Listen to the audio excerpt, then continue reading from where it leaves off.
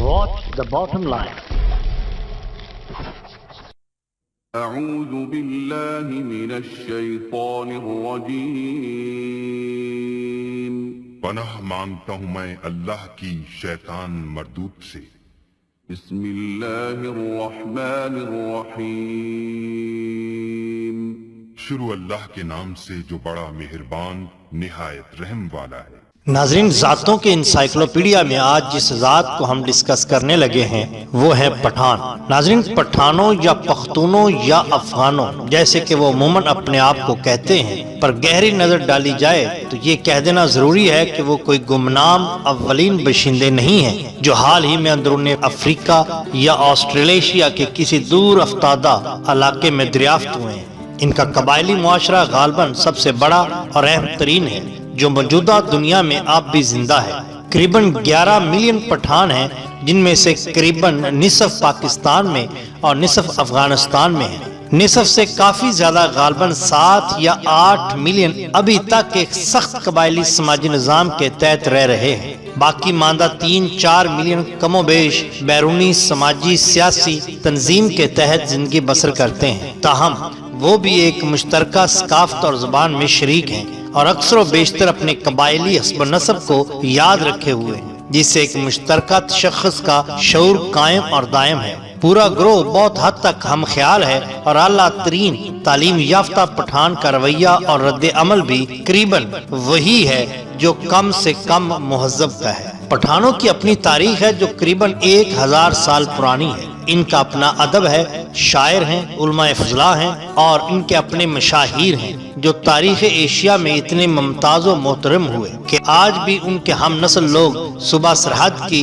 حدود کے پار اعلیٰ ترین مقام پر فائز ہیں۔ افغان شاہی خاندان محمد زئی درانی کو تو آپ جانتے ہی ہوں گے۔ بہت سے صدور پاکستان اور افواج پاکستان کے چوٹی کے افسران بھی پٹھان رہے ہیں اور موجودہ دور میں وزیر اعظم پاکستان عمران خان بھی نیازی پٹھان ہیں۔ اس وقت بھی سرحد کے دیہات میں ایسے لوگ اپنی پرسکون زندگی گزار رہے ہیں جو پہلی جنگ عظیم میں جرمن اور ترکوں سے لڑے تھے۔ اس جنگ کے بعد روسی بالشکوں سے نبرد آزما ہوئے اور پھر دوسری جنگ عالمگیر میں اطالویوں اور جاپانیوں سے برسر پیکار رہے۔ ان میں ایسے بھی ہیں جنہیں ملکہ وکٹوریہ نے تمغے پہنائے ہوں اور لینن نے اعزاز بخشے ہوں۔ انہوں نے آزمودہ کار برطانوی افسروں کو مارا اور کابل میں ایک بادشاہ کو تخت پر بٹھانے میں مدد دی۔ ناظرین، پشتونوں کی دلچسپ تاریخ کو انتہائی مختصر الفاظ میں آپ کے سامنے پیش کرتے ہیں۔ فارسی میں پشتون، مقامی زبانوں میں پختون اور اردو میں پٹھان،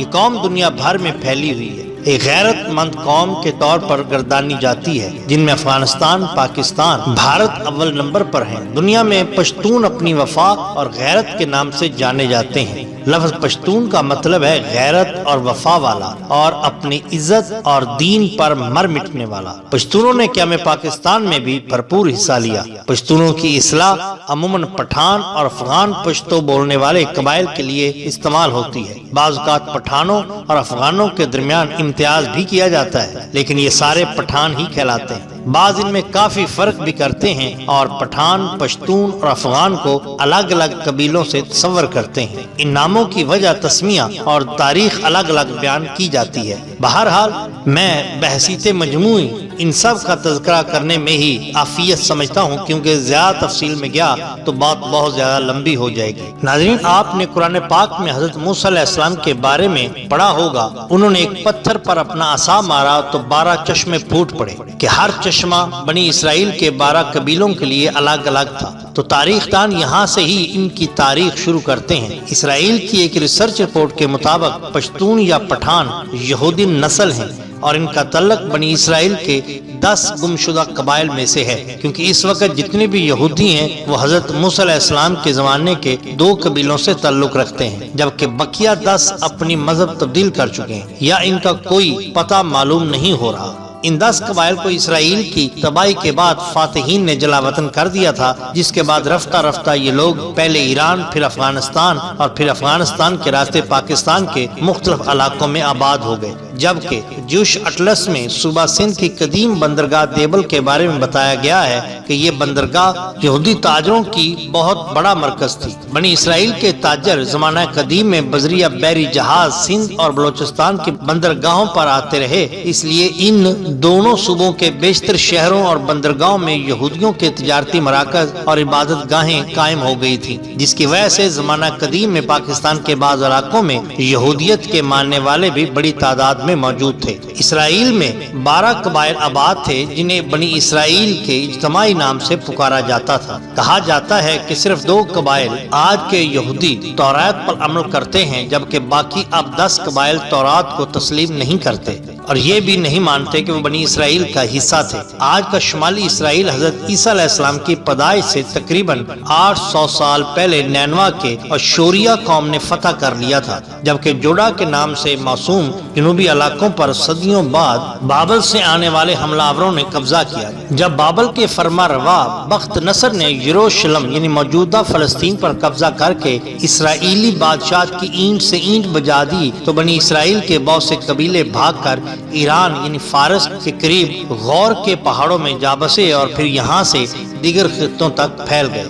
ہزاروں سال سے دنیا میں زمانہ قدیم کے گمشدہ یہودی قبائل کے بارے میں گردش کرنے والی داستانوں کے مطابق ایتھوپیا میں آباد فلاشا یہودیوں اور افغانستان، مشرقی ایران اور پاکستان کے پشتون قبائل کو ان یہودیوں کی نسل سمجھا جاتا ہے۔ پشتون افغانستان میں سب سے بڑی نسلی گروپ اور پاکستان میں دوسرا بڑا نسلی گروہ ہے۔ خود بعض افغانوں کا بھی یہ دعویٰ ہے کہ ان کے آباء و اجداد کا تعلق قدیم زمانہ کے یہودیوں سے تھا، جبکہ افغانستان کے آخری بادشاہ ظاہر شاہ مرحوم برملا یہ اقرار کرتے رہے کہ ان کا تعلق بنی اسرائیل کے بن یامین قبیلے سے ہے۔ اس طرح پاکستان اور افغانستان کی نصف آبادی یہودی قبیلے کے بچھڑے بہن بھائیوں پر مشتمل ہے۔ ان کے مسلمان ہونے کے بارے میں تاریخ سے یہ پتہ چلتا ہے کہ حضور صلی اللہ علیہ وآلہ وسلم کے زمانہ میں ایک قریش سردار خالد بن ولید رضی اللہ تعالیٰ عنہ ان لوگوں کے پاس رسالت کی خبر لے کر آئے اور اس خبر کی تحقیق کے لیے قیس نامی شخص کی قیادت میں چند سرداروں کا وفد ان کے ساتھ مکہ روانہ کیا۔ یہ قبائلی سردار بحیثیت مہمان جب مکہ پہنچے تو وہاں نبی کریم صلی اللہ علیہ وآلہ وسلم سے ملاقات کے بعد اسلام قبول کر اس وفد کے امیر قیس کا اسلامی نام عبد الرشید رکھ دیا، جبکہ اسے بطان یا پہتان کا لقب بھی عطا کیا۔ پھر یہ لفظ بگڑ کر پٹھان بن گیا۔ افغانوں کی روایت کے مطابق بھی امیر قیس کا نام عبد الرشید خود نبی کریم صلی اللہ علیہ وآلہ وسلم نے رکھا اور فرمایا کہ ان کی نسل اسلام پر اس قدر مضبوطی سے کاربند ہوگی جس طرح کشتی کا بطان ہوتا ہے، اور پھر یہی لقب بعد میں زبان کے تغیرات کے باعث پٹھان بن گیا۔ جبکہ لفظ پختون کی وجہ تسمیہ یہ بیان کی جاتی ہے کہ بخت نصر کے ظلم سے بھاگ کر فارس میں پناہ لینے والے قبائل میں سے ایک قبیلے کا نام بنی پخت تھا، جس سے تعلق رکھنے والوں کا رفتہ رفتہ پختون کہا جانے لگا۔ اہل ایران انہیں افغان کہتے ہیں، جس کی وجہ یہ بتائی جاتی ہے کہ جب بخت نصر نے ان لوگوں پر عرصہ حیات تنگ کر دیا تو یہ لوگ اس ظلم کے خلاف آؤ فغاں کرتے رہے۔ اور ایک بات یہ بھی بیان کی جاتی ہے کہ افغان سلیمان علیہ السلام کے ایک بیٹے کا نام تھا، ان کو جنات کی زبان سے پیار ہو گیا تھا تو انہوں نے اپنے والد حضرت سلیمان علیہ السلام سے کہا کہ آپ جنات کو کہیں کہ مجھے اپنی زبان سکھائیں۔ حضرت سلیمان علیہ السلام نے اپنے بیٹے کی درخواست قبول کی اور جنات کو حکم دیا کہ افغان کو جنات کی زبان سکھائی جائے، اور وہ زبان بعد میں پختونوں کے نام سے مشہور ہو گئی۔ ناظرین، ایک اور روایت بھی بیان کی جاتی ہے اور وہ یہ ہے کہ پٹھان آریائی یا یونانی نسل سے ہیں، اور بعض کے نزدیک یہ قیس عبد الرشید کی اولاد ہیں، جبکہ تیسرے نظریے کے مطابق ان کا تعلق بنی اسرائیل کے گمشدہ قبائل سے ہے۔ خود کو قیس عبد الرشید کی اولاد سمجھنے والوں کا نظریہ ہے کہ مکہ میں قیام کے دوران حضرت خالد بن ولید نے اپنی صاحبزادی ان کے مرث اعلیٰ کے نکاح میں دے دی تھی، جنہیں وہ ہمراہ لے کر اپنے وطن واپس آیا۔ پھر انہوں نے یہاں اپنی بقیہ زندگی اسلام کی ترویج اور اشاعت میں صرف کر دی۔ اس طرح قیس عبد الرشید کی اولاد پٹھان کہلاتی ہے، جبکہ یہ بھی کہا جاتا ہے کہ خود قیس عبد الرشید کا تعلق بھی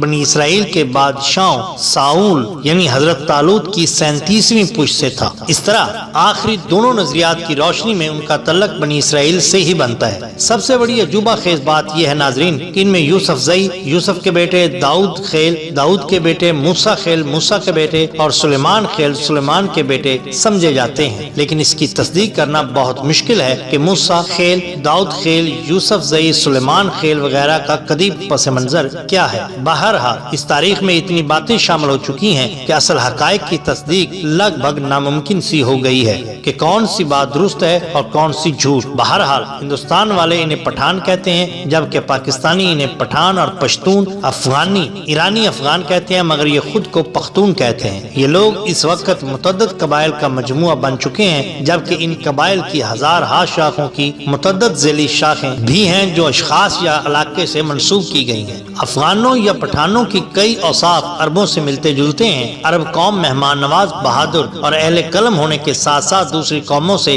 اتنی جلد مروب نہیں ہوتی تھی۔ ان چند اوصاف کے علاوہ کوئی اور اوصاف عربوں کے اندر زمانہ جاہلیت میں نظر نہیں آتے۔ حیرت کی بات ہے کہ یہی چند اوصاف افغان یا پٹھان قوم میں بھی اسی شدت کے ساتھ پائے جاتے ہیں۔ نسلی طور پر دونوں اپنے آپ کو دنیا کی بہترین قوم جانتے ہیں، مذہبی طور پر سخت ہیں، سر پر ٹوپی رکھنے کا رجحان بھی عام ہے، جبکہ اس کے علاوہ بھی کئی رسوم و رواج مشترک ہیں۔ ناظرین ذہن میں رہے کہ پشتونوں کا یہودی نسل سے ہونا قابل فخر بات ہے، نہ کہ موجب توہین، کیونکہ یہودی نسل ہونا تو شاید تب اس قوم کے لیے توہین کا موجب ہوتا جب وہ سید الانبیاء حضرت محمد صلی اللہ علیہ وآلہ وسلم پر ایمان نہ لاتے۔ یہ تو ان کی غیرت کی بلندی اور ایمان کی عظمت کا نشان ہے کہ یہودی نسل ہوتے ہوئے بھی نبی آخر الزمان پر ایمان لائے، کیونکہ جب حضرت موسیٰ علیہ السلام تشریف لائے تو انہوں نے حضرت موسیٰ علیہ السلام کی آواز پر لبیک کہتے ہوئے توحید کا پرچم بلند کیا، اور جب رسالت محمد صلی اللہ علیہ وسلم نے اپنی رسالت کا اعلان کیا تو بھی سب سے پہلے انہوں نے ہی لبیک کہا، کیونکہ یہی وہ آخری نبی ہیں جن کے اوصاف تورات اور انجیل میں بھی مذکور ہیں اور جن کی وجہ سے اہل کتاب آپ صلی اللہ علیہ وسلم کے ایک نجات دہندہ کے طور پر منتظر بھی تھے، لیکن بعد میں انہوں نے محض اس جلن اور حسد کی وجہ سے حضرت محمد صلی اللہ علیہ وآلہ وسلم کی نبوت کا انکار کیا کہ ان کا تعلق بنی اسرائیل سے نہیں تھا۔ بنی اسرائیل کی طرف سے آپ صلی اللہ علیہ وآلہ وسلم کی نبوت کا یہ انکار دلائل پر مبنی نہیں ہے، بلکہ نسلی منافرت اور حسد و عناد پر مبنی تھا۔ تو یہ پشتونوں کے لیے قابل فخر بات ہے کہ یہ لوگ حضرت موسیٰ علیہ السلام کے حواری بھی ہیں اور آخری نبی کریم، کیونکہ بنی اسرائیل کی قوم ایک چوزن سیڈ کے طور پہ جانی جاتی تھی جس میں 3500 سال تک انبیاء مبعوث ہوتے رہے۔ ناظرین یہ لوگ حضرت موسیٰ علیہ السلام کے حواری بھی ہیں اور آخری نبی حضرت محمد صلی اللہ علیہ وآلہ وسلم کے سپاہی بھی۔ ناظرین یہ صرف ہماری تحقیق ہے، اس میں سچائی کہاں تک ہے اس کا علم تو اللہ اور اللہ کے رسول کو ہے۔ ہماری کوشش اگر آپ کو پسند آئی ہو تو لائک کیجیے اور سبسکرائب کیجیے ہمارے چینل دا باٹم لائن کو، تاکہ ہم آپ کے لیے اور بھی بہترین ویڈیو لا سکیں۔ بہت شکریہ، اللہ حافظ۔